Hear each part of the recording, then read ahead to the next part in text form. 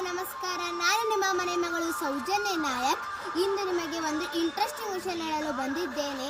ಭಾರತವು ಒಂದು ಭವ್ಯವಾದ ರೋಮಾಂಚಕವಾದ ಸಂಸ್ಕೃತಿ ದೇಶವಾಗಿದೆ. ಅತ್ಯಂತ ಶ್ರೀಮಂತ ಸಂಪ್ರದಾಯ ವೈವಿಧ್ಯತೆಯನ್ನು ಹೊಂದಿದ್ದ ವಿವಿಧ ಸಮುದಾಯಗಳ ನಾಡಾಗಿದೆ. ಜನರನ್ನು ಒಟ್ಟುಗೂಡಿಸುವುದರಲ್ಲಿ ಮತ್ತು ದೇಶದ ಸಂಸ್ಕೃತಿ ರೋಮಾಂಚಕ ಉಳಿಸುವುದರಲ್ಲಿ ಹಬ್ಬಗಳು ಮಹತ್ವದ ಪಾತ್ರ ವಹಿಸುತ್ತವೆ. ರಾಷ್ಟ್ರೀಯ ಹಬ್ಬಗಳು ದೇಶದ ಉತ್ಸವ ಭಕ್ತಿಯಿಂದ ಆಚರಿಸಲಾಗುತ್ತದೆ.